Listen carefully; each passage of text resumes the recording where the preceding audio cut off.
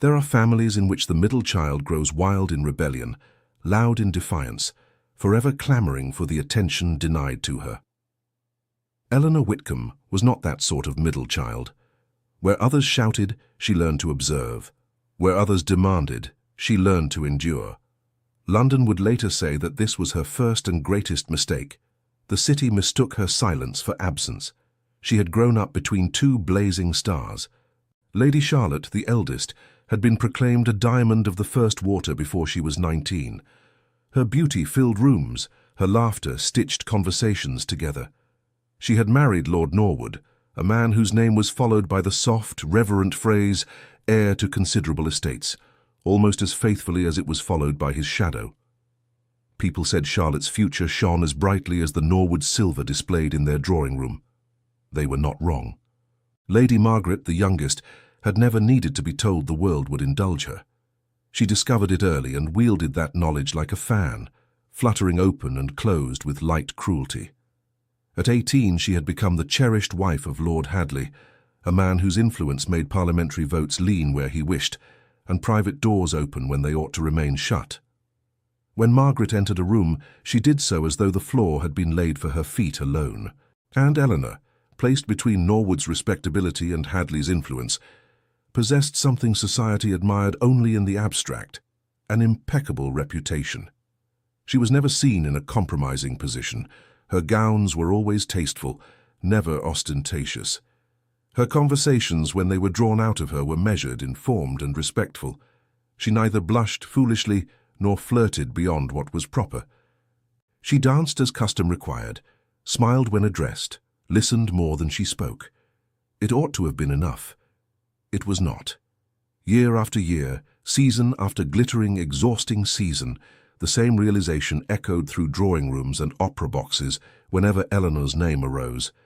Educated people agreed, so very serious, they murmured, a trifle, mature, some added delicately, as though kindness required them to soften the blow. While gentlemen sought freshness and giggles and the trifling thrill of conquering a silly heart, Eleanor Whitcomb offered composure, and the sense that she understood the world far too well to be easily dazzled by it.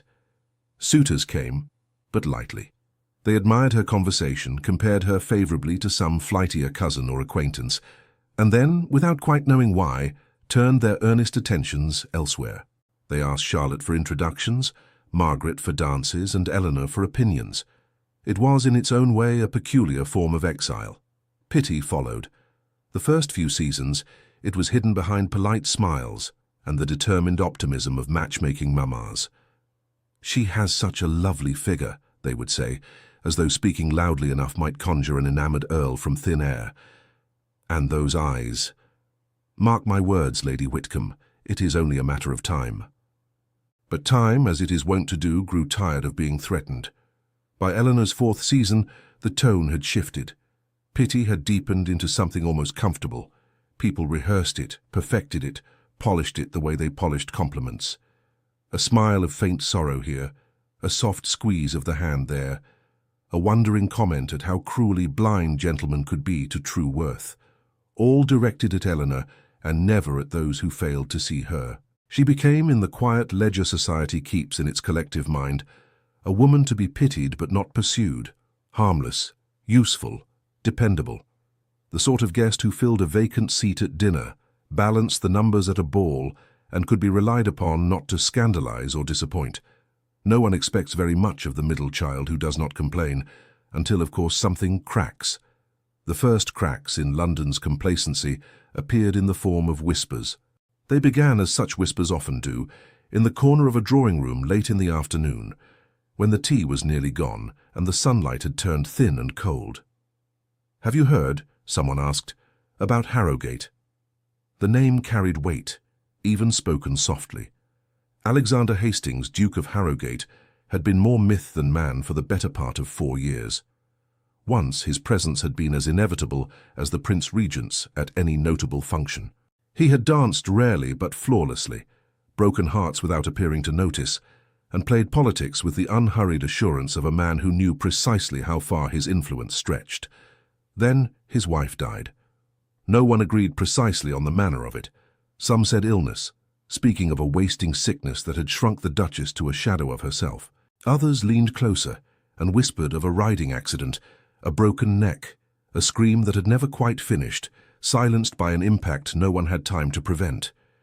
The most imaginative lowered their voices further still and hinted at things best left to Gothic novels, locked rooms and unspoken resentments, and the sort of arguments that leave more scars than bruises.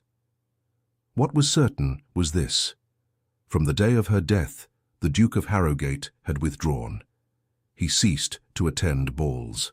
He declined invitations to dinners, country house parties, card evenings. He appeared only when duty compelled him, at sessions of the Lords, at the occasional political consultation, or in the sombre pew of his family chapel on Sundays. London, which thrives on spectacle, was offended by his refusal to provide it. Rumours, deprived of his visible presence, grew fat on speculation.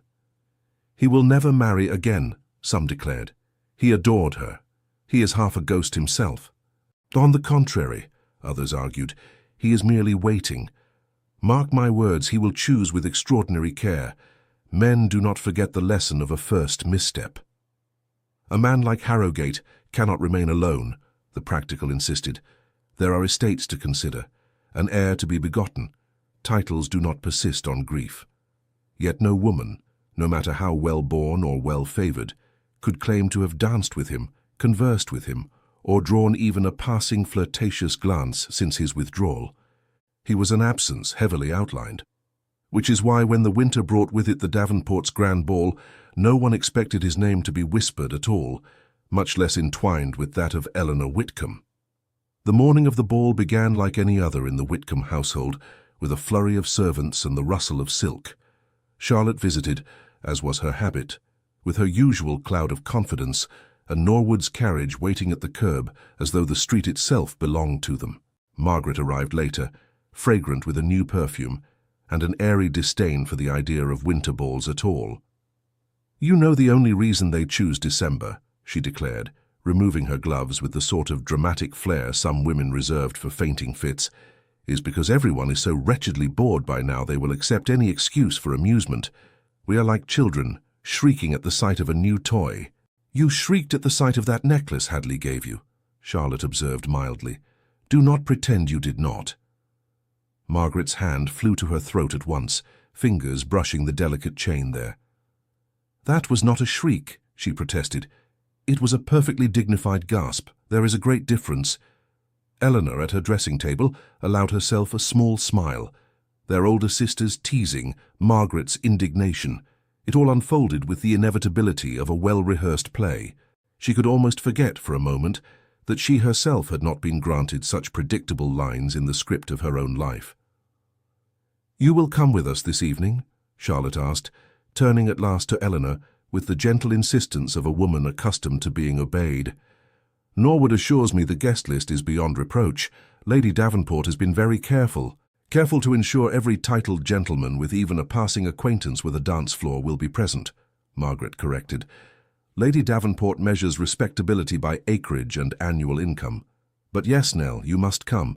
You did not go to the Cotterills musicale and Mamma has not forgiven you." Eleanor's reflection met her own eyes in the glass. They were steady eyes, grey like a winter sea, giving away less than they saw. "I will go," she said. Margaret exhaled, relieved. "Good.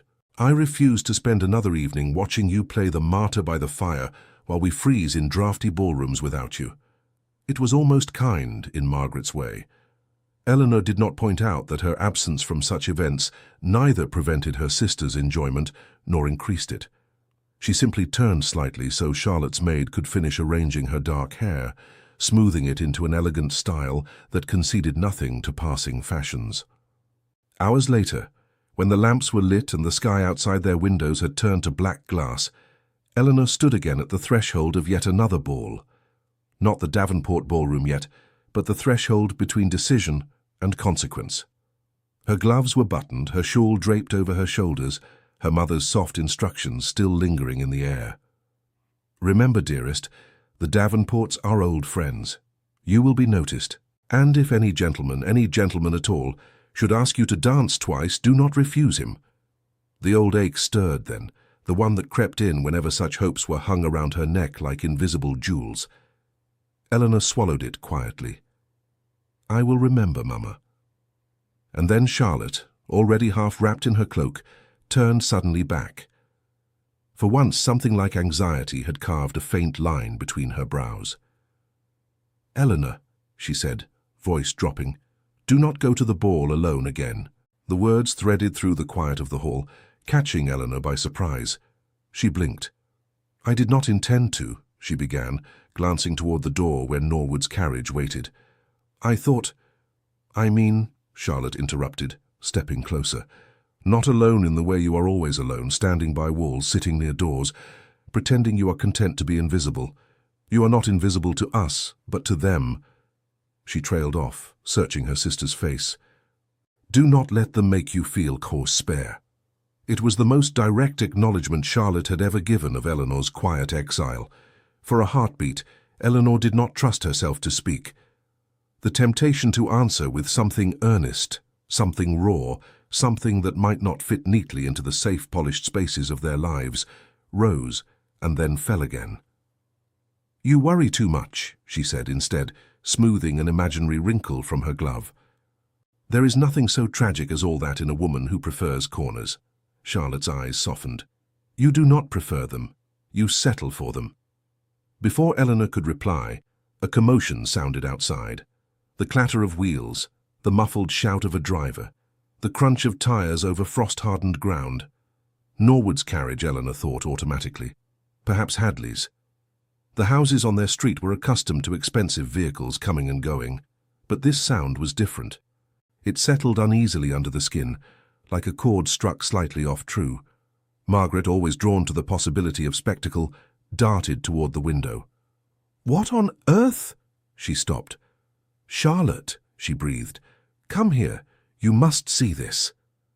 Charlotte crossed the room, skirts whispering over the polished floor. Their mother, curiosity overcoming decorum, followed more slowly. Eleanor remained where she was, suspended in the center of the hall, the weight of her sister's admonition still hanging between them. Do not go to the ball alone again. Her every instinct, honed by years of being overlooked, urged her not to step nearer to anything that might resemble attention. She was a woman who knew how to survive evenings by slipping into the spaces people overlooked. It had become a habit, as unconscious as breathing. Yet silence, as London would soon learn, is not the same as emptiness. "Eleanor," her mother called, voice oddly strained, "come here at once." Eleanor obeyed. The sight waiting for her at the window did not belong to the gentle, familiar world of their quiet street. A carriage had drawn up before their door, black as midnight, its lacquer gleaming even in the weak winter light from the street lamps. The horses were perfectly matched, their coats dark, their breath fogging the air in pale ghosts. The harnesses shone, the fittings precise. Upon the carriage door, picked out in impeccable gold, was a crest, a hawk in flight above a stylized H, the Hastings crest. For a moment, the room seemed to contract. Eleanor heard the soft sound of her mother's breath leaving her lungs. "That cannot be," Margaret whispered, fingers tightening on the curtain. "Harrogate does not call on anyone. He sends agents, solicitors. He does not appear. He is—" "A widower," Charlotte finished quietly. As though the word itself might summon him, the carriage door opened. The man who stepped down into the cold December air was indeed a widower, but that was hardly the first impression. He was tall, his shoulders filling the severe lines of his black coat, with an ease that spoke of strength rather than mere height. His hair, dark as his carriage, was cut with a soldier's practicality rather than a courtier's vanity. Even at this distance, the set of his jaw was clear, firm, contained, unwilling to yield more of himself than he chose. He did not look up at their window. He did not need to. The air itself seemed to shift around his presence, as though acknowledging the space power makes in the world. "Alexander Hastings," Charlotte said under her breath almost to herself. "The Duke of Harrogate." The name hung there, hovered, and then, like all names when attached to living men instead of whispered rumors, settled into the room with disquieting reality. A knock sounded at their door. It was brisk, decisive. Their butler, Jenkins, was a man who prided himself on being unruffled by anything short of a house fire. Even he seemed momentarily unsettled as he moved past the women to answer. His hand, Eleanor noted absently, adjusted his cravat once before he opened the door, an unconscious gesture of respect. The door swung inward. "Your Grace," Jenkins said, with a bow deeper than Eleanor had ever seen him offer. Eleanor's heart, which had been so disciplined for so long, misstepped. The Duke crossed the threshold as though he had done so 100 times rather than never at all. He was not in mourning black, but his coat was dark enough to deny any warning frivolity. His eyes, when they lifted to take in the small gathering in the hall, were a striking, unsettling blue, cold in colour perhaps, but not empty. No, there was nothing empty about Alexander Hastings. Instead, there was a sense of something contained, like a storm behind glass. "Lady Whitcomb," he said, bowing to Eleanor's mother with formal precision, "forgive the intrusion." "Your Grace," her mother managed, curtsying with automatic grace, "we are surprised to see you." Surprised was a thin word for it. London would have called it a miracle or an omen. "I imagine you are," he replied. His voice was low, the sort that did not need to be raised to be heard. "I would not come without cause." Charlotte and Margaret each dipped in elegant curtsies. He acknowledged them with a polite inclination of his head, nothing more. His gaze moved beyond them, past their beauty, past their poised expectation. It settled on Eleanor. She had the strangest sensation that the world narrowed to the space between his eyes and hers. For an instant, she wondered if he saw her, or merely the outline of the role he had come here to fill. "Lady Eleanor," he said. Until that moment, she was not entirely certain he knew her name. They had never been introduced. Their circles had brushed alongside one another during her earliest seasons, when he was still a regular presence in London drawing rooms, but there had never been occasion for more than a distant glance. Now, he spoke her name with unhurried clarity, as though ensuring it fit properly in his mouth. "Your Grace," she answered, dipping in a curtsy that was deeper than she would offer a lesser man, but no more deferential than custom required. "Forgive the urgency of my call." His gaze did not waver. "I understand you are to attend the Davenports' ball this evening." Eleanor's mother made a faint sound that might have been agreement. Eleanor herself inclined her head. "I am, Your Grace." "If you will permit it," he said, as calmly as though suggesting an afternoon drive. "My carriage will convey you there. I shall escort you." There was a moment of complete, ringing silence. Eleanor felt it in her bones, the collective intake of breath, the way even the candle flames seemed to pause. The world outside went on, no doubt. Somewhere a fishmonger shouted, a child laughed, a door slammed. But in that hall, existence narrowed to the impossibility of his words. Charlotte found her voice first. "Your Grace," she began, her tone carefully composed. "This is generous. But surely Lady Eleanor would not wish to inconvenience—" "It is no inconvenience," Harrogate said, the faintest edge of steel slipping beneath the courteous surface of his tone. "I am attending the ball. My carriage has room. London, Lady Charlotte, has grown complacent in its assumptions of who will and will not appear where. It is past time something unsettled that complacency." His words, though general, landed with unnerving precision. Eleanor understood with the clarity of a woman who has spent years listening from corners that this was not simply about transport. This was theatre. Not for his sake. He did not strike her as a man who sought attention for its own sake, but for some purpose she could not yet see. It would be so easy to refuse. She could demur, claim discomfort, plead a headache that would conveniently sharpen just as the hour of the ball approached. She could slide once more into the safe obscurity of being the woman no one expected anything remarkable from. The familiar corners awaited her, forgiving. But Charlotte's earlier words still pressed against her mind. "Do not go to the ball alone again." Eleanor looked at the Duke, truly looked. At the small lines at the corners of his eyes that did not come from laughter. At the way his jaw remained controlled, even when surprise or impatience might have justified a break in composure. At the way his gloved hands were perfectly still at his sides, as though he had long ago mastered the art of never revealing a tremor. This was a man accustomed to managing the expectations of others. Tonight, for reasons she did not yet grasp, He had decided to involve her in that management. "Your Grace," she said, her own voice sounding steadier than she felt. "I would be honored." A flicker, something like approval or perhaps relief, passed through his eyes. "Then it is settled."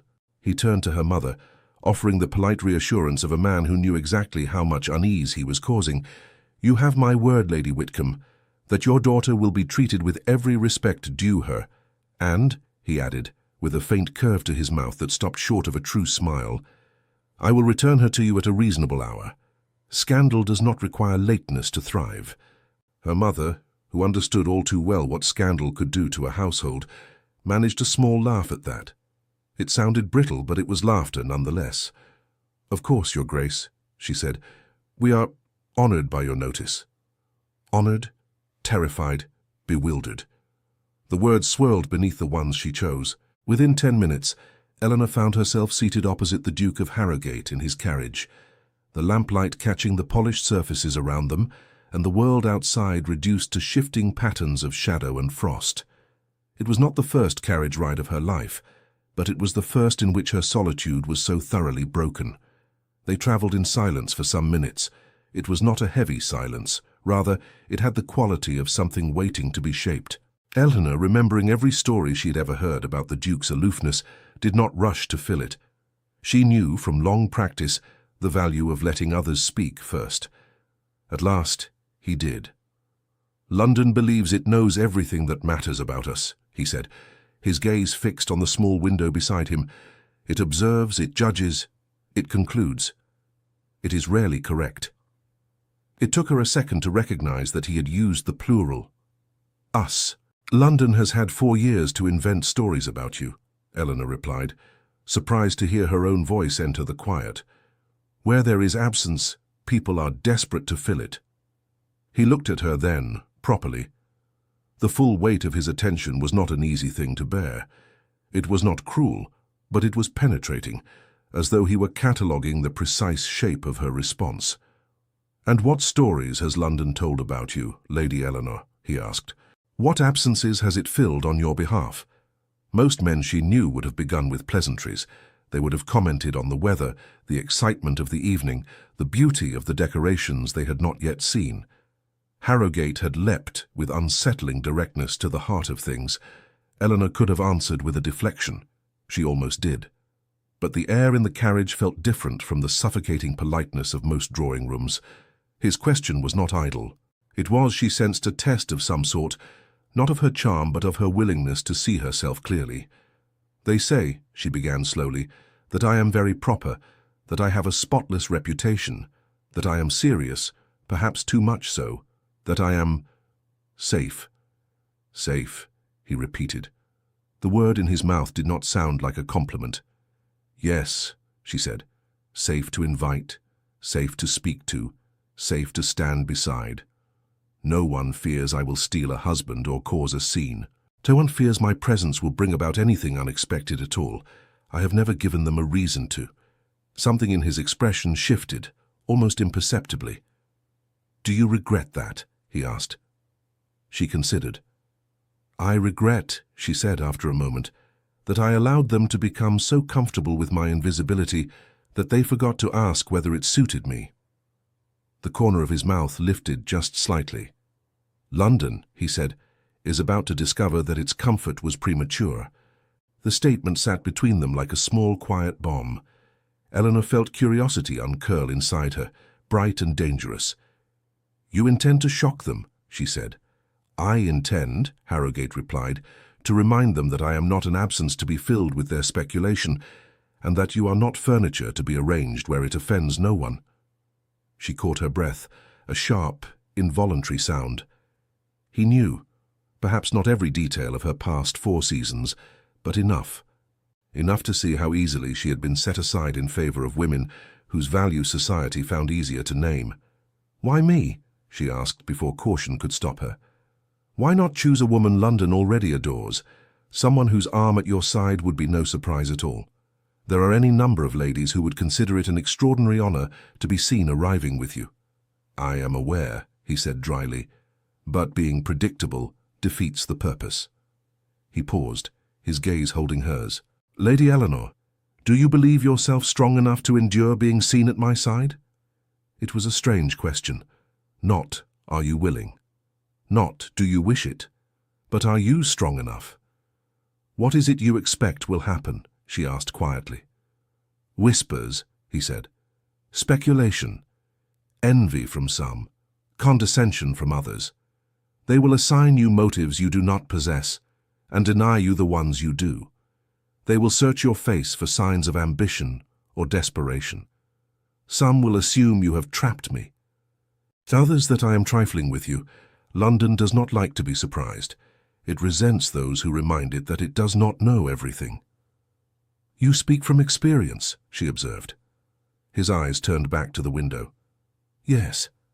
She thought of his late wife then, of the stories that swirled around a woman no longer alive to defend herself, of a marriage dissected by strangers, every gesture reinterpreted to support whatever narrative pleased the teller most.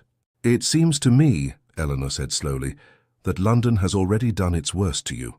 "To me," he agreed, "not to you. I will not use you as a shield unless you understand that you will be struck as well." The honesty of it startled her. Men in their world almost never admitted the cost of their actions to the women around them. They expected wives, sisters, daughters to absorb whatever consequences fell their way as a matter of course. Yet here was a duke, one of the most powerful men in England, warning her plainly.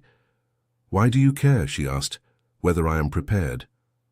For the first time, something unguarded passed over his features. It was gone almost as soon as it appeared, but she saw it. A flicker of memory, perhaps, or guilt. "Because I have already made one woman stand in the path of London's cruelty," he said. "I will not make that mistake again." Silence followed, but it felt different now. Less like emptiness, more like shared understanding. Eleanor did not press. Whatever details lay behind that admission belonged to another story, one that was not hers to demand. The carriage turned, the sound of wheels on cobblestones shifting as they neared a busier street. Through the small window, Eleanor caught the first distant glow of the Davenports' townhouse, ablaze with light. "I cannot promise," she said at last, "that their whispers will not wound. But I can promise I will not shatter because of them." He looked at her one final time before the night swallowed them both. "That," Alexander Hastings said quietly, "is precisely why I chose you." The Davenports' ballroom was already full when they arrived. Light spilled from the great chandeliers, scattering across polished floors and gilded mouldings. Music floated through the open doors, the violins laughing as brightly as the women beneath them. The air smelled of beeswax perfume, and the faint metallic anticipation that accompanies any gathering in which reputations can be made or unmade with a glance. Inside, no one was expecting the Duke of Harrowgate. Oh, there were rumours, as there always were. Someone claimed to have seen his seal on a correspondence delivered to Lady Davenport last week. Another insisted they had caught a glimpse of his agent in deep conversation with Lord Davenport near the House of Lords. A few of the more reckless gossips had even suggested his mourning must be nearing its fashionable limit. Perhaps he would choose this evening to announce his return to society, but even those who speculated did not quite believe it. They said his name the way one invokes ghosts at midnight, half hoping, half fearing they might be answered, when the butler at the top of the stairs drew himself up and announced, in a voice that carried effortlessly across the ballroom, "His Grace, the Duke of Harrowgate, accompanied by Lady Eleanor Whitcomb." The reaction was not a murmur or a polite ripple. It was a crack. Conversations stopped mid-sentence. Fans stilled. The music, valiantly continuing for a few bars, faltered as one of the violinists turned his head and nearly missed his note altogether. Eleanor felt dozens, no hundreds of eyes turned toward her. The sensation was almost physical, like a sudden change in temperature against her skin. Beside her, Harrowgate descended with unhurried steps, his hand steady on the railing. His other arm remained offered to her, solid and inevitable. She laid her gloved fingers lightly on his sleeve, as etiquette demanded, and forced her feet to follow his. Do not go to the ball alone again. Very well, she thought, as the crowd parted before them like the sea. No one could accuse her of that tonight. The Davenports themselves appeared at the foot of the stairs, their expressions schooled into what might have passed for calm to anyone who was not looking closely. Lady Davenport's colour had risen. Lord Davenport's hands were clasped a fraction more tightly than necessary behind his back. "Your Grace," Lady Davenport said, dropping into an elegant curtsy. "What an unexpected pleasure." "The pleasure is mine, Lady Davenport," Harrogate answered, bowing just enough to honour their hosts without surrendering an inch of his habitual reserve. "You host a splendid evening." "We are honoured by your presence," Lord Davenport added, recovering quickly. His gaze flickered politely to Eleanor. "And by yours, Lady Eleanor." "Lord Davenport." "Lady Davenport." Eleanor curtsied, her voice calm. If they were surprised to see her at Harrogate's side, they hid it better than most of the room. That did not mean she could not feel the question burning behind their composed expressions. Why her? She could feel the same question ricocheting through the assembled guests. Why her? The music resumed a trifle too loudly, as though the orchestra had suddenly remembered its duties and was overcompensating for its lapse. Conversation followed, trying to rearrange itself around the new centre of gravity that had just entered the room. Eleanor watched with the peculiar detachment that sometimes comes in moments of great personal upheaval as London recalculated. Young debutantes who had glanced over her in previous seasons with little more than mild curiosity now eyed her with a mixture of envy and suspicion. Their mummers clutched their dance cards a fraction tighter, minds racing through their mental ledgers of what such an unexpected alliance might mean. Married women measured her with more care, attempting to reconcile the Eleanor they thought they knew, the reliable, unremarkable middle sister, with the woman now standing at the Duke's side under the blazing chandeliers. Men watched too, some with rank and fortune enough to have once considered her a suitable, if uninspired, choice, others who had never spared her more than a polite nod. She could feel the tightening of their jaws, the faint flare of resentment, where once there had been only mild condescension. They had not wanted her, but they had wanted the option of her. Now, with the Duke of Harrogate's presence at her side, that option suddenly seemed less securely theirs. "Good evening, Harrogate." A voice, confident and edged with amusement, cut through the surrounding hum. Lord Hadley materialized, bowing with just enough deference to be proper and just enough ease to signal his importance. "London will explode by morning. You realize that, I trust." "Then I advise London to reinforce its foundations," Harrogate replied without missing a beat. Hadley's attention turned to Eleanor. There was a new sharpness in his gaze, one she had rarely seen there before. "Lady Eleanor," he said, taking her hand and bowing over it, "you astonish us all." "I had not realized my presence held such capacity," Eleanor answered. "I shall endeavour not to let the responsibility overwhelm me." Hadley's eyes narrowed slightly, then crinkled at the corners. For the first time since she had known him, she suspected he was seeing her clearly, rather than as an extension of his wife's family. "Touché," he murmured, releasing her hand.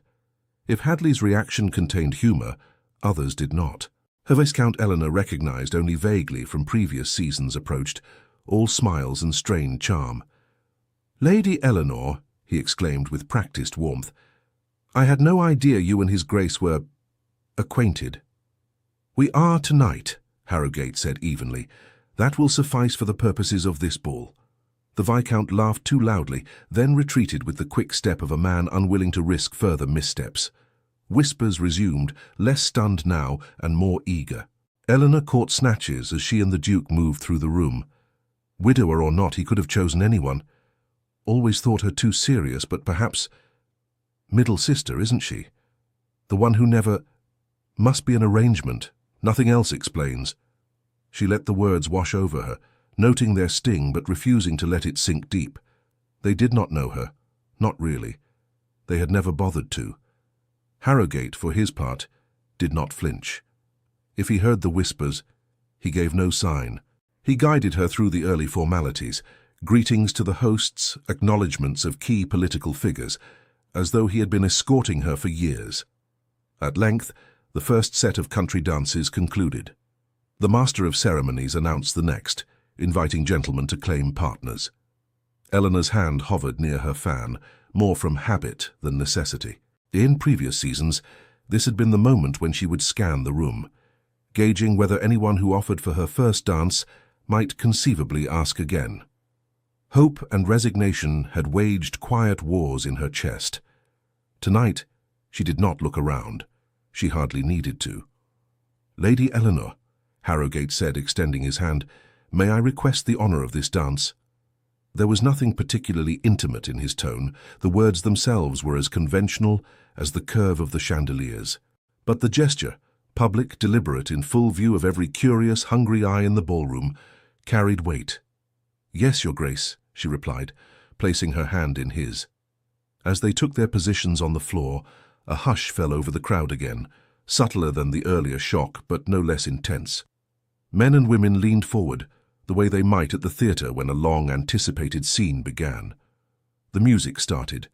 Eleanor moved. She knew how to dance. Years of instruction had ensured that. But tonight, each step felt different, freighted with a new understanding of what it meant to occupy space in this world. She was no longer the woman content to edge along the margins of the dance floor, taking whatever scraps of attention came her way. The Duke's hand at her waist, the firm press of his fingers around her own, declared her presence as unmistakably as if he had rung a bell. "You are very composed," he murmured as they turned. "Most women would be trembling." "Perhaps I am," she said. "On the inside." "I doubt that," he answered. "You strike me as the sort of woman whose tremors, when they come, shake the foundations of things, not the surface." The compliment, or what passed for one from him, brought unexpected heat to her cheeks. "You have known me scarcely an hour," she pointed out. "You ascribe me great power for so brief an acquaintance." "The length of an acquaintance," he said, guiding her neatly past another couple, "is not the only measure of its depth." They moved through the figures, weaving in and out of lines, hands parting and rejoining. Once, as she spun away and back again, Eleanor caught sight of Charlotte and Margaret near the edge of the floor. Charlotte's expression was unreadable. Her fan held a fraction higher than usual. Margaret's eyes were wide, her lips parted in astonishment. Beside them, their mother pressed a hand to her throat, as though steadying the flutter beneath her skin. Eleanor wondered what this moment looked like to them. To Charlotte, who had begged her not to go to the ball alone again, did this feel like a prayer answered, or the beginning of a different kind of worry? To Margaret, who had always claimed the most remarkable things for herself without seeming effort, did Eleanor's sudden prominence feel like theft or revelation? She did not have the luxury of asking. As the dance progressed, the initial shock in the room began to change flavor. Surprise softened into curiosity. Curiosity in some cases hardened into resentment. Not everyone welcomed the disruption of their carefully arranged social expectations. Eleanor saw it in the coldness of some women's glances, in the tightness around certain men's mouths. She recognized those looks. She had seen their milder cousins directed at other women in other seasons, when some unexpected match or scandal had thrown plans into disarray. She knew, too, that this was only the beginning. When the dance ended, Harrogate bowed over her hand with the same measured courtesy he had shown throughout. "Thank you, Lady Eleanor," he said. "You danced beautifully." "Thank you, Your Grace," she replied. "You have given London an evening it will discuss for months." "Let them," he said. "Their tongues are their only exercise." The faintest smile tugged at her lips. "Cruel," she observed. "Accurate," he countered. As other gentlemen approached, some bold enough to request Eleanor's hand, now that Harrogate had publicly claimed the first dance, others hanging back, uncertain, Eleanor felt the shape of her life shifting beneath her feet, subtle but undeniable. This night was not simply the moment when a neglected middle sister found herself unexpectedly at the center of attention. It was the opening move in a game whose full contours she could not yet see. Beside her, composed and calculating, the Duke of Harrogate watched the room with the eye of a man accustomed to strategy. London thought it was watching him. It had not yet realized that he, and the woman at his side, were watching back. And somewhere, beneath all the glitter and music and whispered speculation, something older and deeper stirred. The first threads of a bond neither of them had come here seeking, and the first shadows of a truth he had sworn to bury, even if it meant using Eleanor Whitcomb as his shield. What he had not yet understood was this: Eleanor was no one's shield. She was a blade, quiet and underestimated, waiting for the moment to strike. If you ask London when a scandal truly begins, you will receive a variety of answers. Some will swear it starts with the first whisper, the first name dropped into conversation with a meaningful arch of the eyebrow. Others will say it begins with the first printed line in a gossip column, the first ink spilled in a satirical sketch. A few, more honest, will admit it begins the moment someone important feels their power shift beneath their feet. For Eleanor Whitcomb, the scandal began with a single choice in the Davenport's ballroom. After she danced with the Duke of Harrogate, every subsequent step she took that evening carried a new weight. Men asked her to dance who had never bothered before, not because they had suddenly discovered her charms, but because proximity to her might offer insight into the enigma at her side. "You must be overjoyed," one young baron said as he led her through a quadrille, his smile a fraction too wide. "Such an honor, Lady Eleanor. Harrogate has been quite reclusive." Overjoyed, as though her life had been an empty plate waiting for this one dish to be served. "It is an unexpected evening," she replied. "Joy remains to be measured." He blinked, unprepared for an answer that did not fit neatly into the script of gratitude he had anticipated. Harrogate watched. He did not hover. He was not the sort of man to orbit anyone, not even himself. But Eleanor was never far from his line of sight. When she danced with others, when she walked with Charlotte and Margaret to the refreshment table, when she stood near a tall window to catch a breath of air away from the crowd, she felt the faint, steady pressure of his attention like a distant hand at her back. It was not possessive. It was vigilant. "Do you feel like a curiosity?" Margaret asked in a low voice when they found a brief moment together near the side of the room. Margaret's cheeks were bright, her eyes glittering with a mixture of astonishment and something that might have been envy, though she would die before admitting it. "Like a painting newly hung," Eleanor said. "Everyone stops to stare for a moment and then decides whether they approve." Margaret snorted softly. "Oh, they do not approve," she said. "They are furious. Half the young women here would have sold their mothers to be the one on Harrogate's arm, and half their mothers would have gladly negotiated the price." "And you?" Eleanor asked, watching her. Margaret arched a brow. "I am married, Nell. I have already won my game, but do not mistake that for disinterest. Hadley is positively simmering with theories. He claims Harrogate rarely moves a piece on the board without 3 purposes in mind." "3," Eleanor repeated. "Not 2. "One is for show," Margaret said promptly.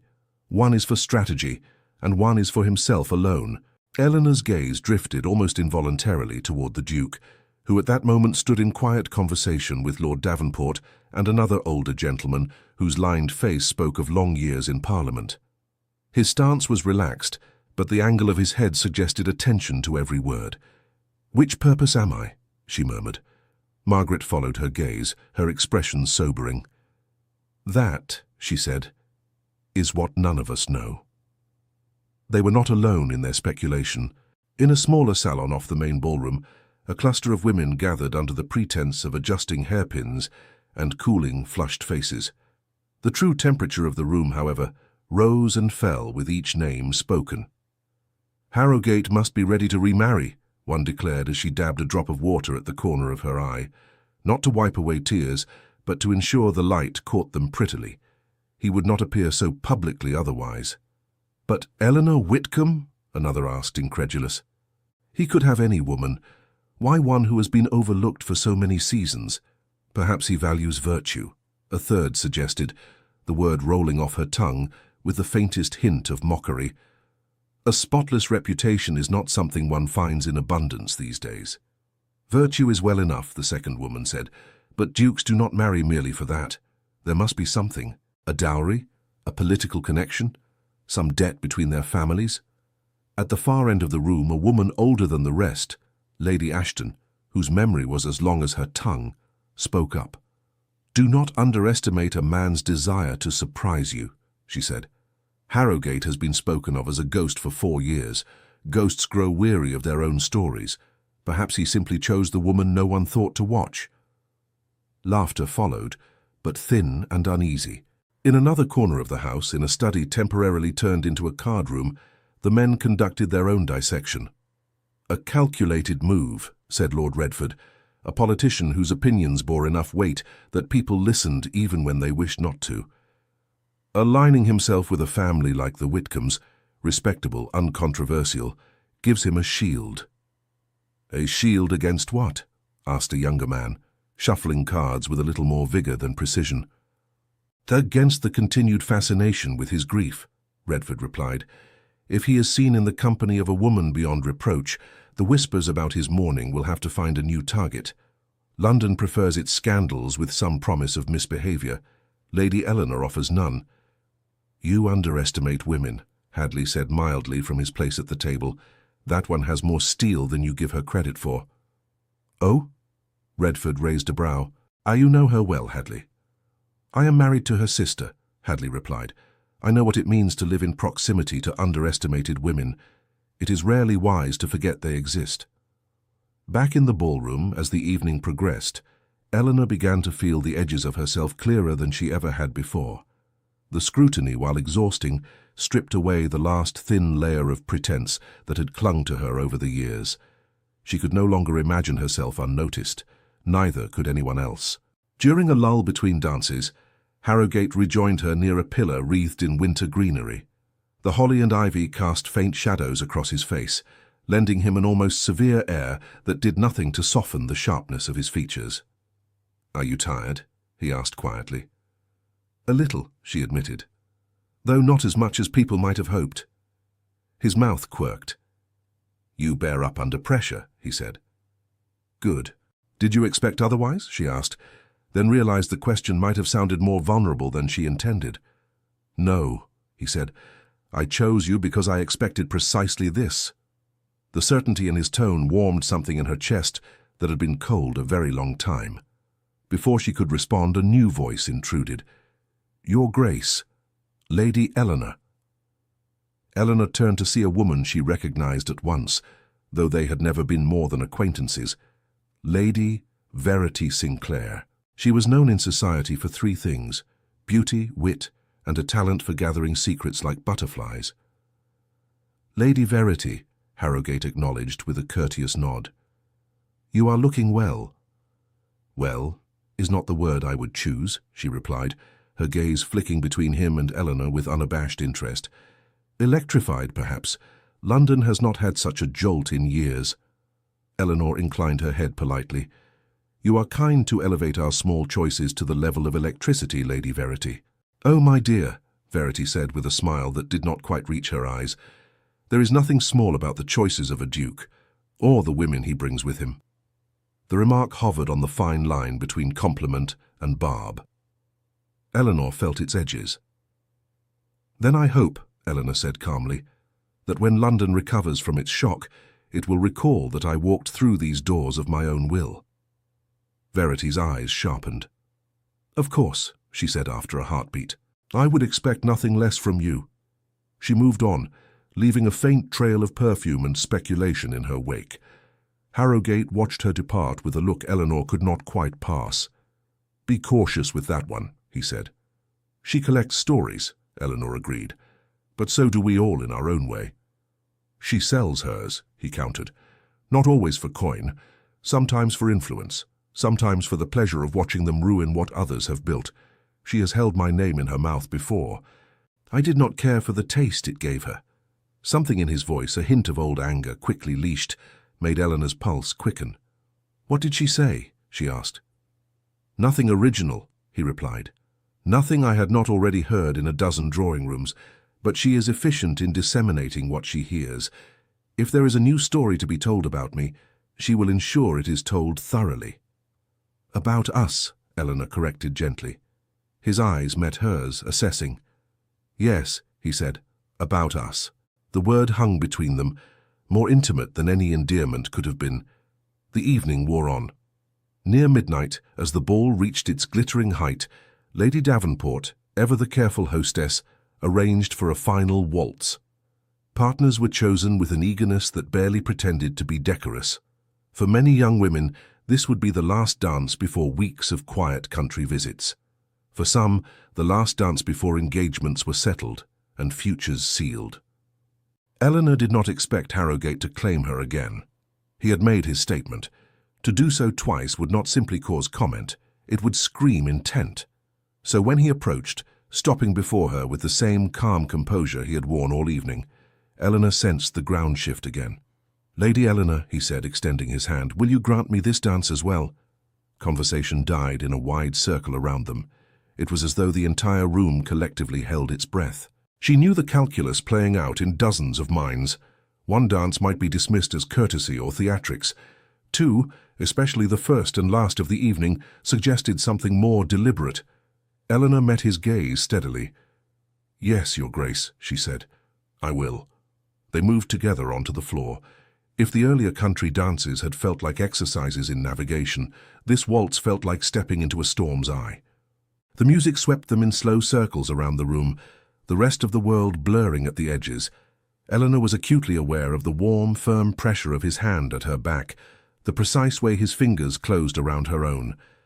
Harrogate's movements were controlled, his steps sure. He did not require showy flourishes. His very restraint carried its own kind of power. "Do you regret agreeing to this?" he asked quietly partway through, his voice barely audible over the swell of the orchestra. "If you are asking whether I regret appearing with you," she said, "no.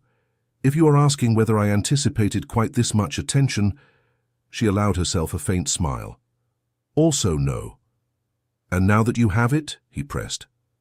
"Now that I have it," Eleanor said, "I find it less terrifying than I imagined. Partly because it is like standing under rain one feared would drown. Once you are wet, you realize you are still breathing."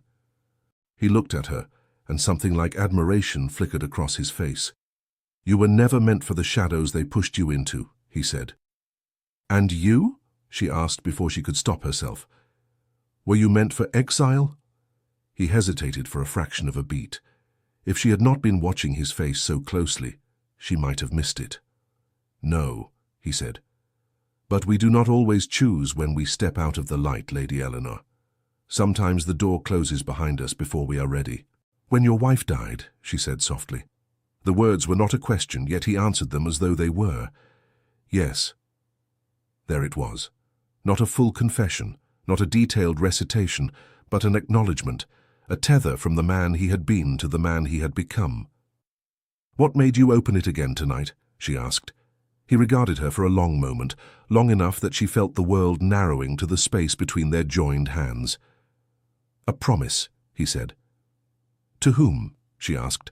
His gaze lifted past her shoulder for a second, as if looking at something only he could see. "To a woman who is no longer here to hold me to it," he replied, "which makes the keeping of it all the more important." The music slowed, the final notes stretching like held breath.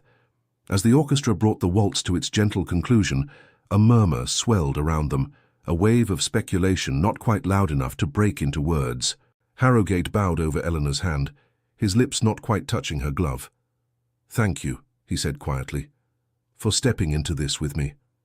"You speak," she replied, "as though I had a choice." "You did," he said, "and you chose." The truth of it settled over her like a cloak. They left the floor to a sea of glances. Some were assessing, some openly resentful, a few, very few, genuinely warm. Charlotte's eyes shone with a complicated mixture of pride and worry.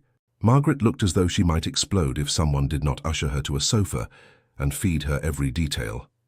Lady Verity, standing near the doorway to the next room, watched them with the cool interest of a woman filing away every expression and gesture for later use. It was near 2 in the morning when Harrogate's carriage finally carried Eleanor back to the Whitcomb house. The chill outside had deepened. Frost rimed the bare branches of the trees lining the street, catching the lamplight like crystals. Inside the carriage, the air was warmer but no less charged. They sat for some moments in silence, each occupied by their own thoughts. "What kind of promise requires a public spectacle such as this?" Eleanor asked at last, unable to keep the question contained any longer. He did not pretend to misunderstand. "One made in desperation," he said. "On a night when I believed I was about to lose everything that mattered." "You spoke of your wife," she said, more gently than she had intended. "Was it she who extracted this promise?" "In part," he replied. In part, it was extracted by my own conscience. He looked at her, his expression more open than she had seen it all evening. Do you recall a charity concert 8 years ago? He asked suddenly. A small event, poorly attended, held in a church off Hanover Square. Eleanor blinked. Of all the directions this conversation might have taken, this was not one she had anticipated. Yes, she said slowly. My mother insisted we perform. Charlotte played the harp. Margaret recited a poem, somewhat dramatically. I played the pianoforte. It raised very little money. But it was not entirely without effect, he said. My late wife attended. She preferred such modest affairs to the grand spectacles. She found sincerity easier to locate among the unimportant. Eleanor's mind shifted, turning over half-forgotten memories. I remember, she said slowly, surprised by the clarity that emerged. A lady in a dark blue gown, not very tall. She sat near the front and listened, as if every note mattered. We did not speak.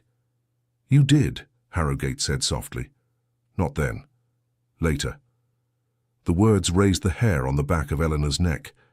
Later, she repeated. I do not recall. She sent for you, he said. Or rather, she sent for all three of you. To visit a small orphanage she supported in St. Giles. Do you remember that? The memory crashed into her then, sharp and vivid. The narrow streets, the smell of damp and coal smoke, the rows of thin faces watching them with solemn curiosity. Charlotte handing out sweets, her brightness dimmed by the surroundings. Margaret shrinking back a little from the dirt and noise. And a woman, the same one from the concert, moving among the children with a tenderness that seemed at odds with her fashionable gloves. She said, Eleanor whispered, that she wanted us to see the world outside our own drawing rooms, so that when we played and sang we would know for whom we might truly be playing. Harrogate's eyes held hers. My wife, he said, the Duchess of Harrogate. Eleanor swallowed.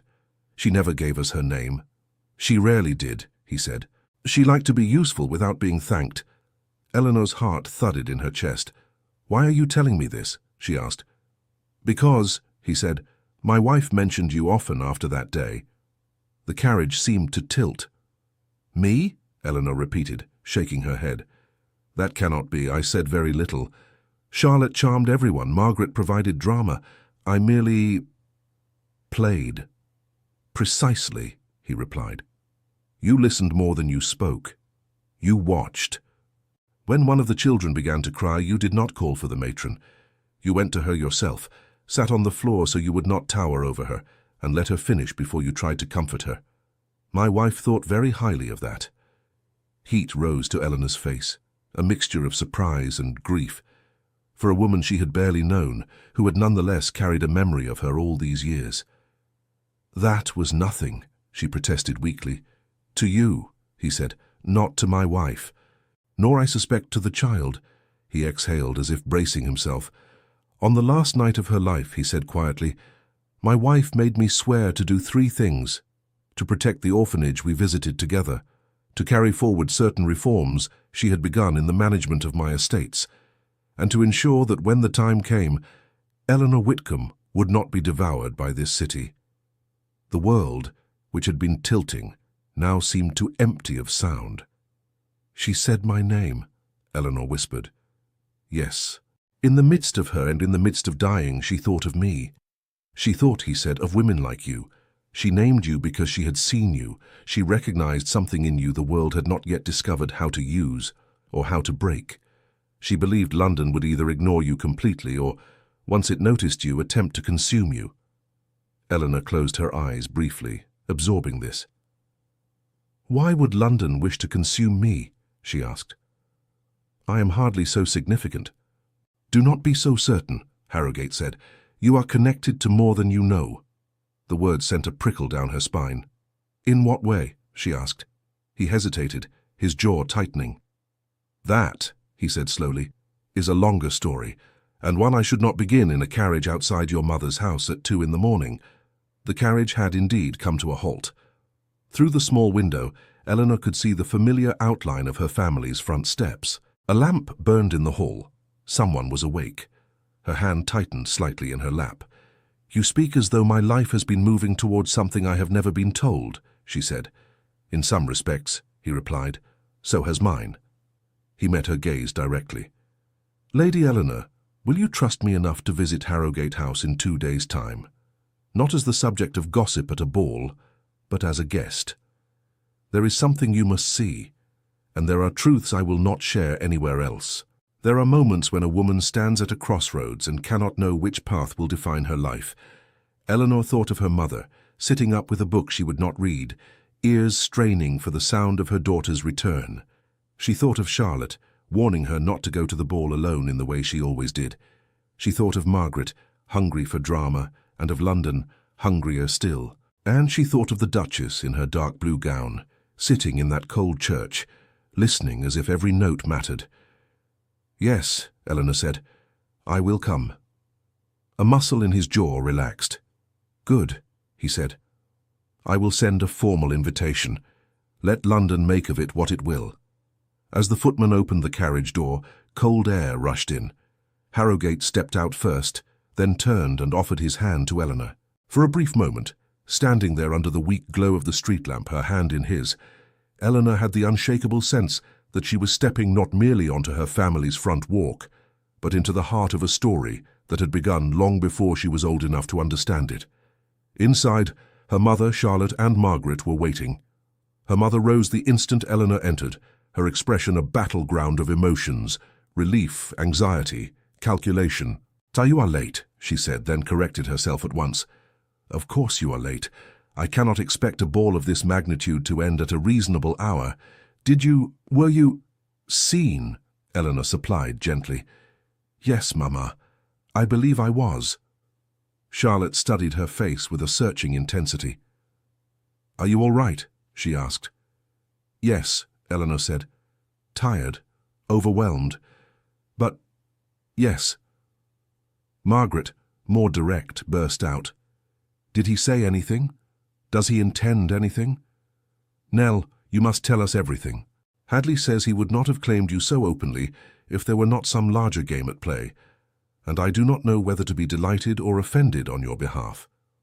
"Margaret," their mother chastised weakly. "What?" Margaret demanded. "We have all been thinking it. I am merely unscrupulous enough to say it aloud."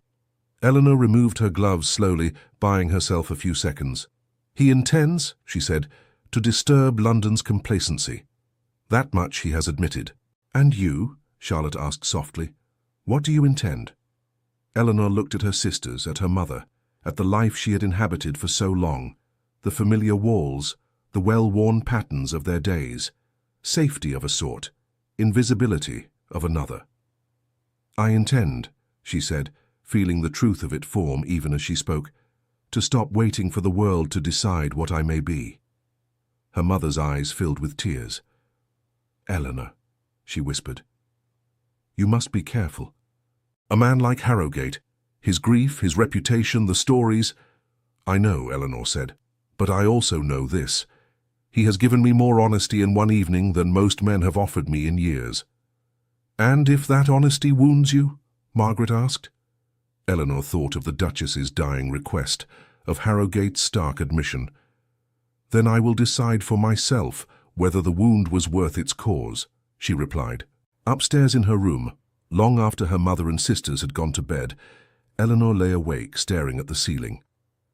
Her mind replayed the evening in restless fragments, the cold splendor of Harrowgate's carriage, the stunned hush in the Davenport's ballroom, the calculated glint in Lady Verity's eyes, the warmth of Harrowgate's hand at her back as they turned in the waltz, and threaded through it all a quieter, more personal shock, the knowledge that the Duchess had noticed her, had remembered her, had spoken her name with urgency in the last hours of her life. It altered something fundamental in Eleanor's understanding of herself. For years, she had carefully accepted the narrative London wrote about her, that she was unremarkable, safely decorous, a woman whose presence made no waves. To discover that beyond the reach of that narrative, in the private heart of Harrowgate House, her name had existed in a different script entirely. It was humbling and frightening. Sleep, when it finally came, was filled with disjointed dreams. Dark carriages, blue gowns, children's faces, and a hawk in flight etched in gold. Morning brought no relief from attention. The Whitcomb breakfast table, usually a quiet affair with the rustle of newspapers and the clink of china, was already laden with tension when Eleanor entered. A copy of a popular society paper lay folded beside her father's plate, its pages crinkled from more aggressive handling than they deserved. "Ah, Eleanor," he said, not quite meeting her eyes. "You are awake." "Good morning, Papa," she answered, taking her seat. Her father cleared his throat. "It seems," he said, "that your evening was eventful." Margaret, unable to restrain herself, reached for the paper and unfolded it with a flourish. "Listen to this," she said, scanning quickly until she found the relevant passage. "Last night at the much-anticipated Davenport ball, London was shaken from its winter torpor by the re-emergence of that elusive figure, Alexander Hastings, Duke of Harrowgate. If his presence alone was not sufficient to send fans fluttering, his chosen companion certainly was. Lady Eleanor Whitcomb, hitherto more often commended for her composure than courted for her charms, arrived upon his arm and shared with him both the first and last dances of the evening. Whether this signals a thaw in the Duke's long frost, or merely the beginning of a new intriguing winter, remains to be seen." She looked up, eyes bright. "They are calling you intriguing, Nell. You must frame this at once." Her mother made a choked sound somewhere between a laugh and a sob. "Do not jest," she said. "They will call her many things before this is done. Intriguing is merely the opening volley." Her father's expression was darker. "Harrowgate is not a man to attach himself lightly," he said. "Yet he is also not a man whose motives are easily discerned. Eleanor, did he speak of his intentions?" Eleanor considered how much to share. Her father was a good man, but like many good men of his generation, he underestimated the complexity of the world beyond his own sphere.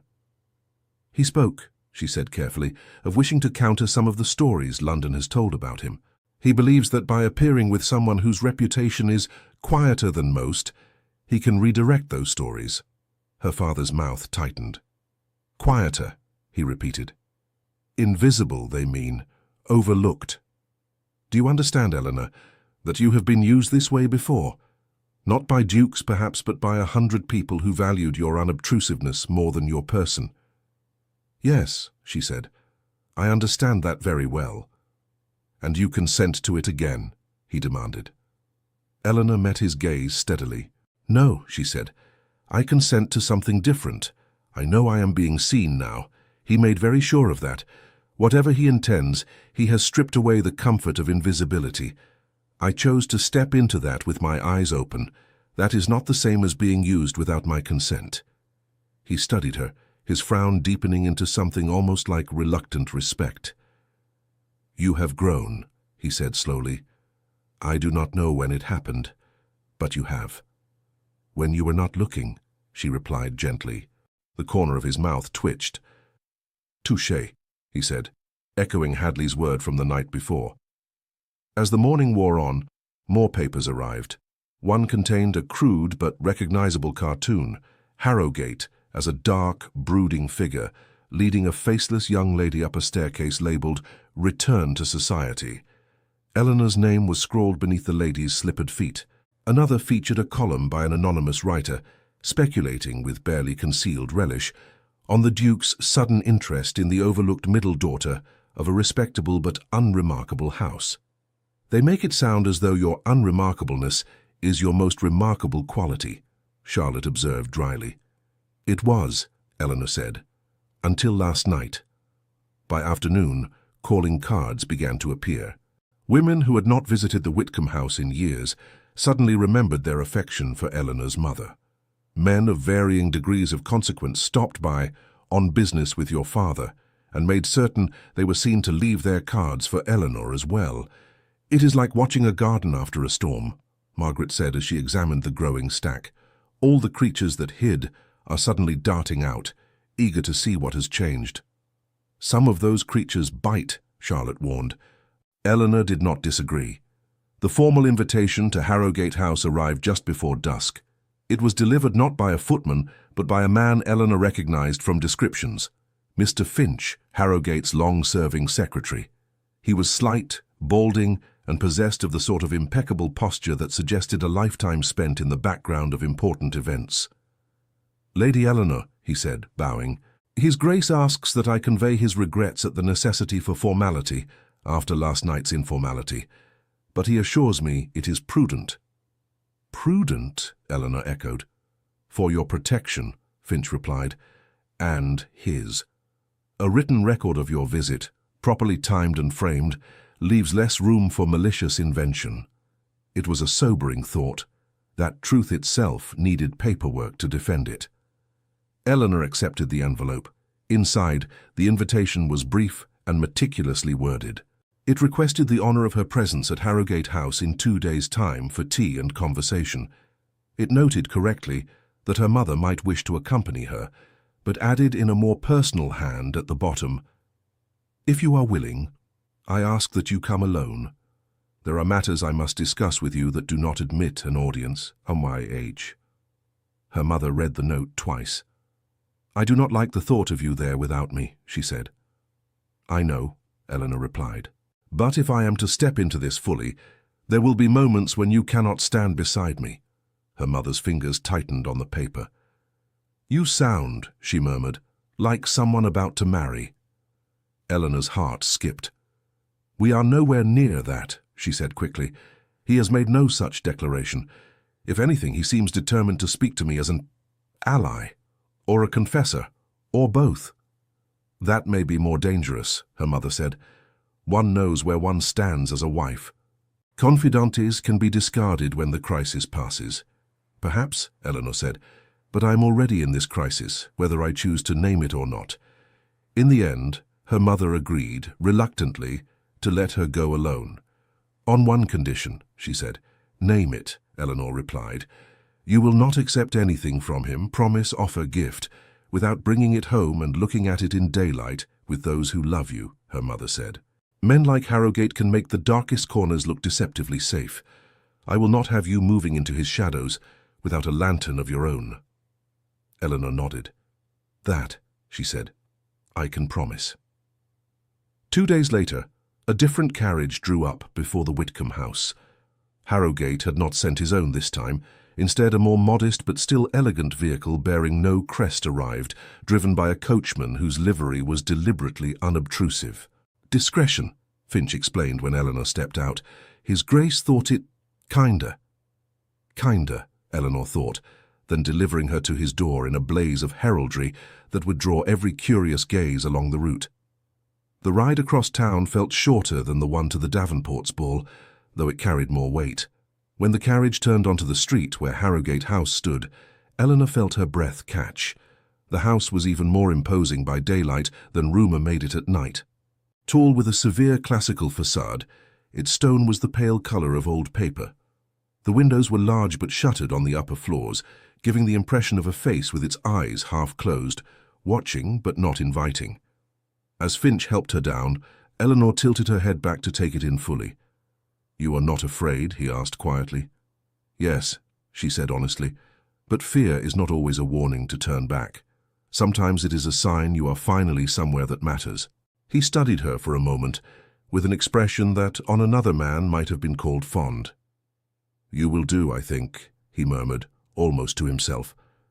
The great door of Harrogate House opened before they reached it. Harrogate himself stood there. He was not in full formal dress today. His coat was still dark, but his cravat was tied more simply. The effect was peculiar, less polished, perhaps, but somehow more real. He seemed taller in his own doorway than he had under the chandeliers, as though the house lent height to his already considerable presence.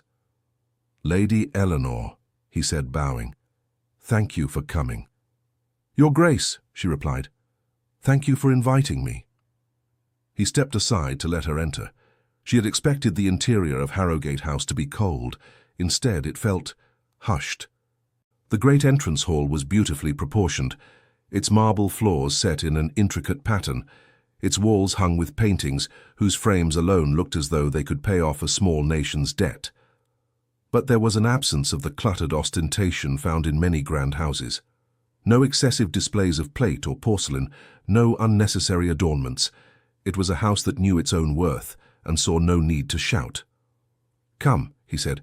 "I have ordered tea in the smaller drawing room. We will not be overheard there." As she followed him through a series of corridors, Eleanor caught glimpses of other rooms. A music room, its pianoforte silent, a dustless gleam on its surface. A library, its shelves reaching nearly to the ceiling, a ladder poised partway along as though someone had been interrupted in mid-search. Servants moved with practiced efficiency, their faces composed, their eyes respectfully averted. This was not a house in disarray. For all the stories of Harrowgate's grief and isolation, his household ran like a well-tuned mechanism.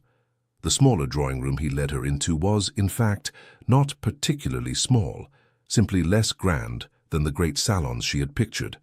Sunlight filtered in through tall windows, softened by sheer curtains. 2 armchairs were drawn up near the hearth, where a modest fire burned, more for comfort than necessity.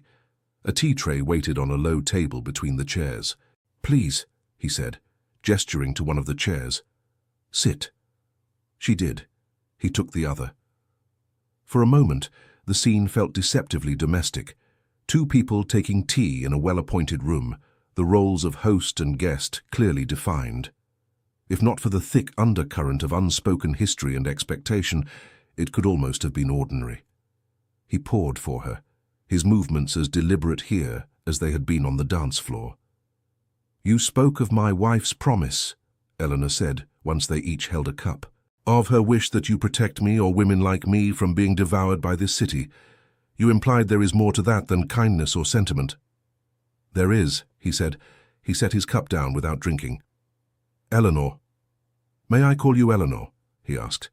She hesitated, then nodded. "Yes." "Eleanor," he said, and her name in his mouth felt different now, less formal, more personal. "There is a reason my wife believed London could one day turn its teeth on you in particular." His gaze held hers steady, giving her one more chance to flinch. She did not. "Tell me," she said. He leaned back slightly as though aligning his thoughts. "Before I married my wife," he began, "there was another woman with claims upon my attention. Not a mistress," he added quickly, as though he had anticipated the leap of her mind. "A cause." He rose then, crossing to a small writing desk against the wall. From a locked drawer, he drew out a bundle of tied papers. "My wife," he continued as he returned to his seat, "was deeply involved in philanthropic work. The orphanage, the concert, you remember, a number of small schools.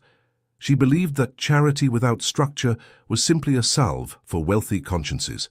She wanted change that would outlast her." He untied the bundle, revealing not just papers but something else, a folded piece of thicker parchment, worn at the edges. In the course of her work, she uncovered irregularities, he said. Funds diverted, properties mismanaged, promises made and broken. At first she believed it was mere incompetence. Then she realized it was theft. He handed her the folded parchment. "Read this," he said. Eleanor unfolded it carefully. It was a letter. The handwriting was fine, elegant, undeniably feminine. "My dear Mr. Whitcomb, I trust this letter finds you in good health. However, I must confess myself troubled by the accounts most recently sent to me regarding the properties under your firm's stewardship." Eleanor's vision blurred for a second. She blinked hard and kept reading. "As you are aware, the funds in question were earmarked for the maintenance and improvement of certain institutions in St. Giles. Yet the sums withdrawn bear no resemblance to the modest expenditures reported. I cannot reconcile these figures. I must therefore request firmly but respectfully a full accounting—" "The signature," Harrowgate said softly. "Look at the signature." Eleanor's hand trembled as she turned to the bottom of the letter. Elizabeth Hastings, Duchess of Harrowgate. The world tilted again. "My father," she whispered. "Yes," Harrowgate said. "Your father's firm managed a number of investments on behalf of my wife. When she began to suspect mismanagement, she wrote to him. This," he gestured to the letter, "is the mildest of her communications." Eleanor's heart pounded. "He never told us," she said. "He never said—" "Of course he did not," Harrowgate said. "He believed he had resolved the matter discreetly. And in some respects he did. The missing funds were eventually restored, but only after my wife pressed far harder than a woman in her position should have needed to press." Eleanor felt cold all over. "Are you saying my father stole from your wife?" she asked. "I am saying," Harrogate replied, "that someone in his firm did. Whether he knew in full at the time, I cannot swear.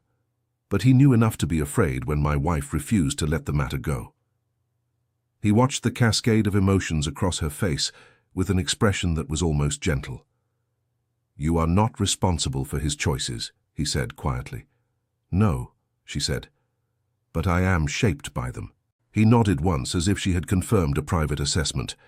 "When my wife realized the scale of the irregularities," he continued, "she began to suspect a larger scheme, multiple charities, multiple estates, all funneled through a handful of firms, your father's among them." "Did she confront him?" Eleanor asked, her throat tight. "She requested meetings," Harrogate said, "wrote letters such as the one you hold. She spoke to people in government, in society. Some dismissed her as meddlesome, some listened. A few, the ones with the most to lose, began to take an interest in shutting her up."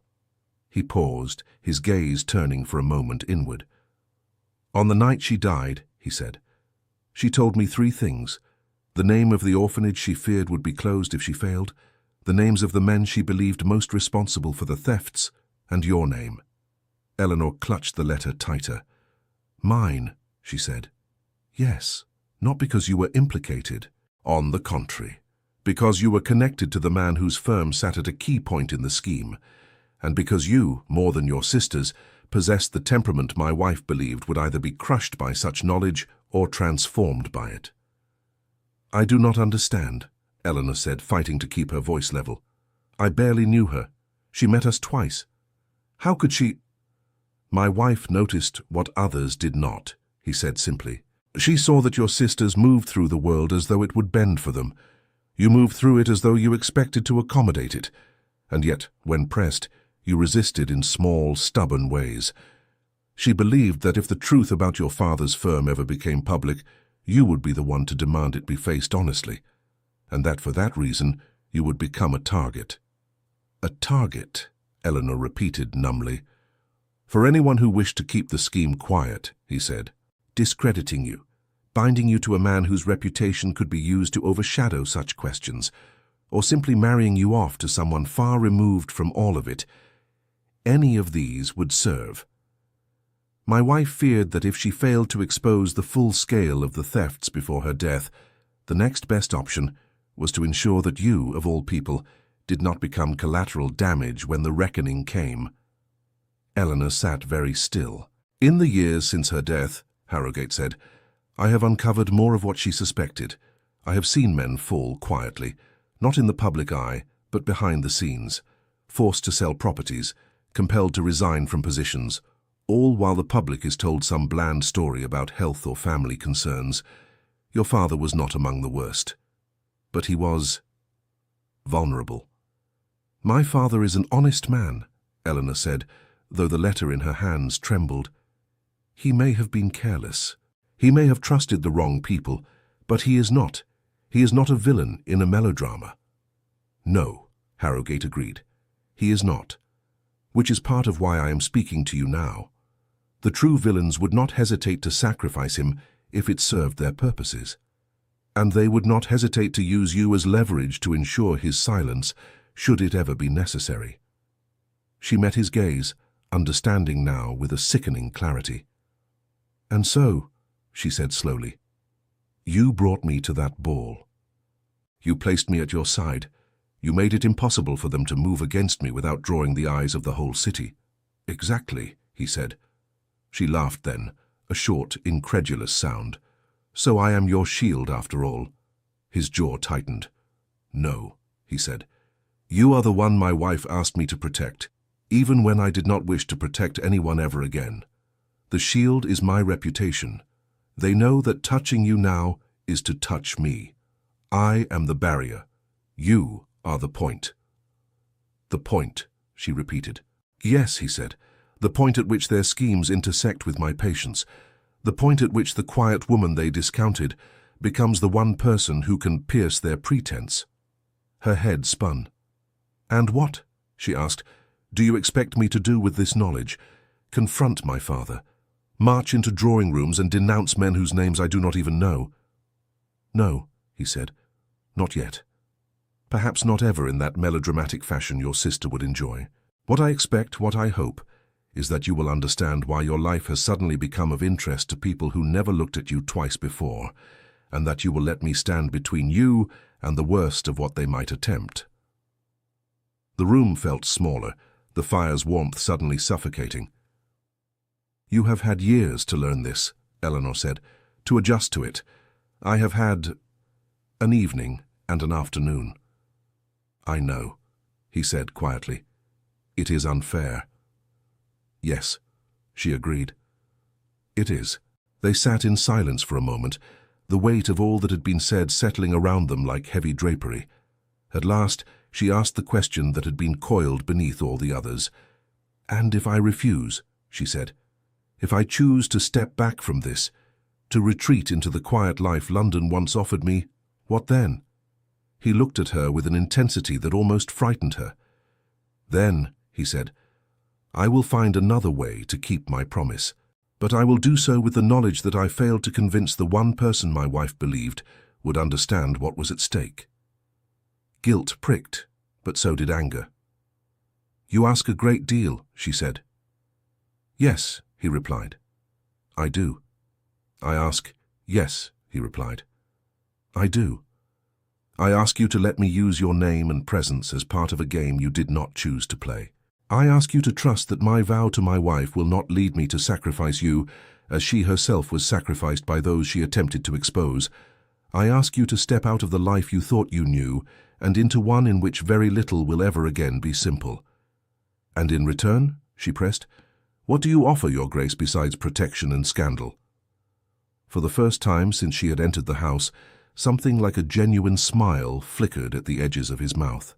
"In return," he said slowly, "I offer you the chance to be seen, not as a safe choice, not as a spare daughter, not as an ornament at the edge of a ballroom, but as a woman capable of altering the course of more than her own life. I offer you honesty, even when it is painful. And," he added more quietly, "I offer you my respect, which, for a man who has not had much use for anyone in 4 years, is no small thing." The rawness of that last admission landed with more force than any declaration of love could have, at least for now. Eleanor looked down at the letter in her hands, the neat script, the measured anger between the lines. She imagined the Duchess writing it, perhaps late at night, perhaps with the knowledge that time was running out. "My wife believed," Harrogate said softly, "that a silent woman is never truly invisible, only underestimated. She saw that in you. I see it as well." "And you?" she asked, lifting her gaze to his. "You are a silent man. Are you at peace?" A shadow crossed his face. "Rarely," he said. "Silence, in my case, has been less about peace and more about planning." "Planning what?" He held her gaze, his answer simple and precise. "My next move." Outside, unnoticed by those within, a carriage pulled up to Harrogate House. A man stepped out, handsome, impeccably dressed, with the easy confidence of one born to privilege and the wary eyes of someone who knows how quickly privilege can be lost. He handed his hat and coat to the footman at the door with a smile, but there was no warmth in it. "Inform His Grace," he said, "that Lord Carroway is here to offer his congratulations on his return to society." Upstairs, in the quiet drawing-room, Eleanor had never heard the name. She would. Soon. And when she did, she would understand that Harrogate's next move had just drawn out an opponent far more dangerous than gossiping matrons or greedy solicitors, a man who had everything to lose if the full truth of what the Duchess died trying to expose ever came to light. But for the moment all she knew was this: her life no longer belonged to the comfortable, predictable script London had written for her. It belonged to a story in which promises made at deathbeds, letters hidden in drawers, and the stubborn courage of underestimated women would decide not only her own fate, but the shape of the scandal London was about to choke on. There are moments when the world narrows to a single choice. For Eleanor Whitcomb, standing in the drawing-room of Harrogate House with the Duchess's letter still clutched in her hand, that moment had arrived with the soft knock at the door. Harrogate's expression shifted instantly. Not fear, but the controlled readiness of a man who had anticipated interference and prepared for it. "Enter," he said. The door opened to reveal Finch, his usually composed face tight with concern. "Your Grace," he said quietly, "Lord Carroway has arrived. He insists on seeing you. He claims it is a matter of some urgency." Eleanor watched Harrowgate's jaw tighten. "Carroway," he repeated, as though tasting something bitter. He turned to Eleanor. "The man my wife suspected most, the one whose name appears in nearly every irregular transaction she documented." Eleanor's pulse quickened. "He is here now?" she asked. "Yes," Harrowgate said, "and he would not come unless he believed he had leverage." He stood, his movements deliberate, controlled. "You may leave through the side entrance if you wish," he said to Eleanor. "Finch will escort you. Carroway need never know you were here." It would have been easy, safe. The old Eleanor, the one who had spent years accommodating the world's expectations, would have taken that escape without hesitation. But the letter in her hand reminded her of a woman who had refused to be silent, even when silence would have been easier, even when it might have saved her life.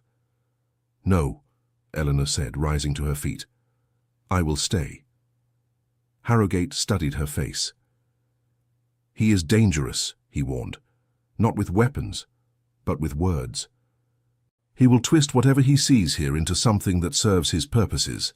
"Then let him try," Eleanor replied. "I am tired of being protected from the truth of my own life." Something like admiration flickered in his eyes. "Very well," he said, "but follow my lead. Carroway is a man who mistakes silence for weakness. Do not give him more than he has earned." Finch departed, and moments later Lord Carroway entered. He was younger than Eleanor had expected, perhaps 35, with fair hair and a face that might have been called handsome, if not for the calculating coldness in his pale blue eyes. He moved with the ease of a man accustomed to being welcome everywhere. "Harrowgate," he said, bowing. "How good of you to receive me on such short notice." His gaze slid past the Duke to Eleanor, and she saw the flash of recognition, the swift recalculation. "And Lady Eleanor Whitcomb," he continued smoothly. "What a delightful surprise. I had heard rumors of your association with His Grace, but I confess I thought them exaggerated. London does so love its melodrama." "Lord Carroway," Eleanor said, curtsying with just enough politeness to avoid rudeness. "To what do I owe this visit?" Harrowgate asked, his tone flat. Carroway settled into a chair uninvited, crossing one leg over the other with studied casualness. "I came to offer congratulations," he said. "Your return to society has been the talk of every drawing-room, and your choice of companion," he glanced at Eleanor, "so unexpected, so pointed."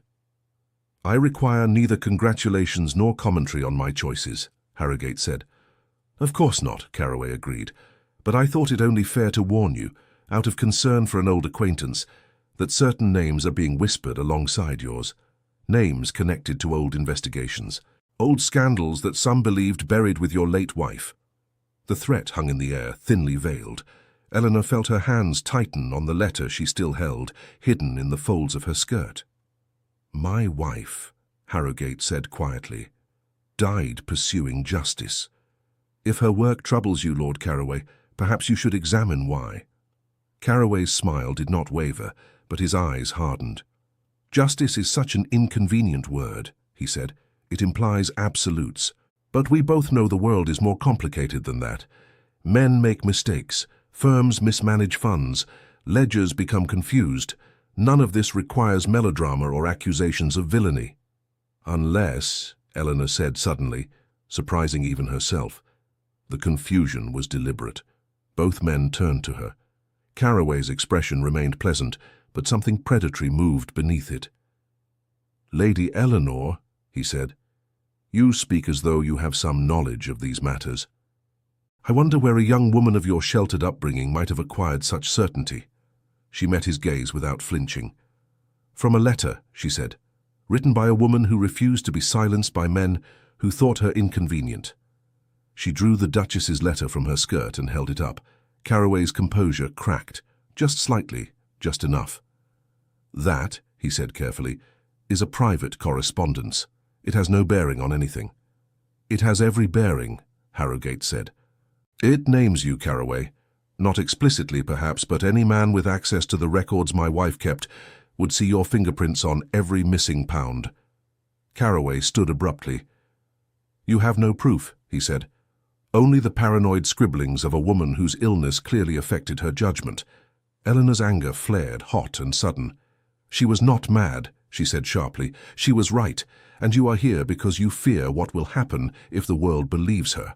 For a long moment, silence held the room. Then Caraway laughed, a cold, humorless sound. Believe what you wish, he said. But consider this. Lady Eleanor's father managed funds for the same institutions. If accusations begin to fly, whose name will be dragged through the scandal first? A duke's, or a middling solicitor with no title to protect him? The threat was clear now, undisguised. Eleanor felt the ground shift beneath her, but she refused to let it show. My father made mistakes, she said. But he was not the architect of theft, you were. Caraway's eyes narrowed. Prove it, he said softly. Bring your letters and your righteous anger into a courtroom and see how far they carry you. Or, he added, his tone lightening, accept that the past is best left buried and turn your attention to more pleasant matters. His Grace's interest in you, for instance. I am certain it is entirely honourable.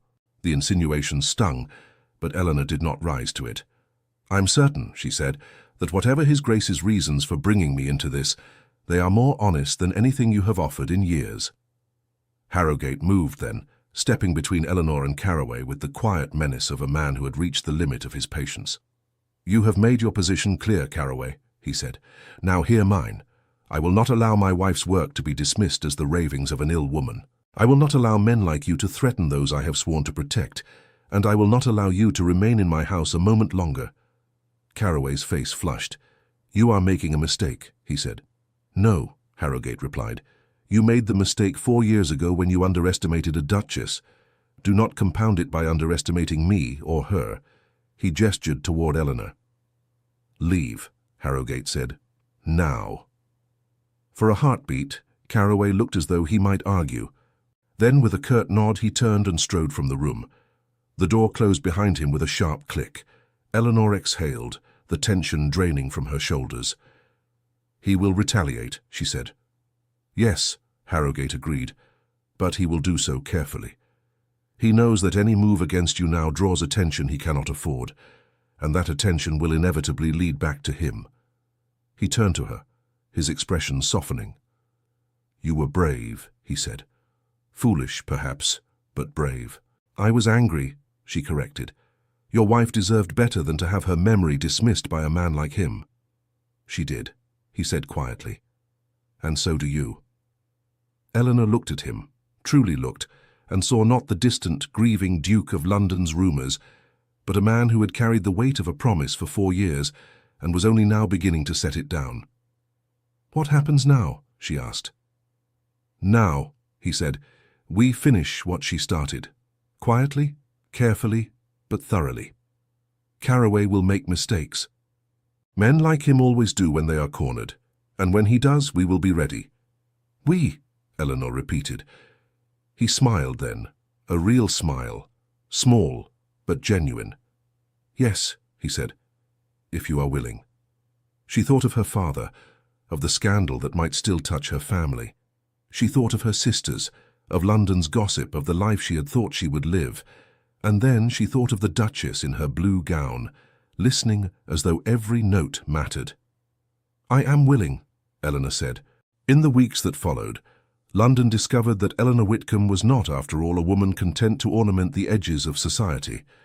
She appeared at Harrogate's side at political dinners, charity events, and even a session of Parliament, where the Duke spoke on reforms to institutional oversight.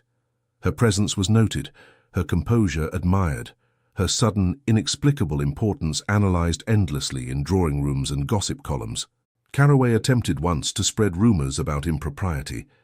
They died almost as quickly as they were born, not because Eleanor's reputation was spotless, though it was, but because Harrogate made it quietly known that any man who slandered her would answer to him personally. Eleanor's father, when confronted with the truth of his firm's entanglement, wept. But he also cooperated, providing documents that filled in gaps the Duchess had not lived to complete. He was not prosecuted. His role had been negligence, not malice, but he resigned from his position and devoted the remainder of his career to pro bono work for the very institutions he had once failed. Charlotte and Margaret watched their sister's transformation with a mixture of awe and bemusement. "You have become someone we do not quite recognize," Charlotte said one afternoon. "Good," Eleanor replied. "I was tired of being the version of myself that everyone found so easy to overlook." As for Harrogate, he and Eleanor did not marry quickly. London expected it, demanded it, speculated endlessly about when the engagement would be announced, but they took their time. They spent months in conversation, in shared work, in the slow building of trust that comes not from grand gestures, but from showing up day after day and choosing honesty over convenience. When he finally asked her, it was not in a ballroom or under the eyes of society. It was in the small drawing room where he had first shown her the Duchess's letter, with the fire burning low and the late afternoon light slanting through the windows. "I have kept my promise to my wife," he said, "but I find I would like to make a new one. To you." Eleanor's heart, which had learned to be cautious, opened. "What sort of promise?" she asked. "The sort," he said, "that involves spending the rest of my life ensuring you are never again underestimated, least of all by yourself." She smiled. "That," she said, "is a promise I will hold you to." They were married in the spring. London called it the most unexpected match of the decade. Some said he had chosen her out of duty to his late wife's memory.